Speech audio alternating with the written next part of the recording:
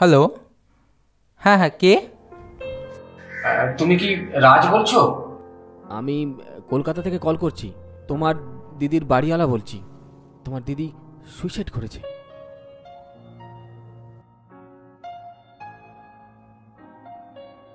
আপনার সন্দেহটাই ঠিক। আপনার দিদি শ্রেয়সী দেবী সুইসাইড করেনি, মার্ডার হয়েছে।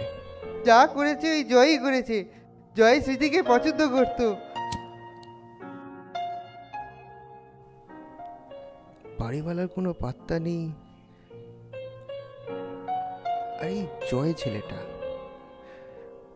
বারুইপুর থানায় যদি জয়ের খোঁজ নেওয়া যায়।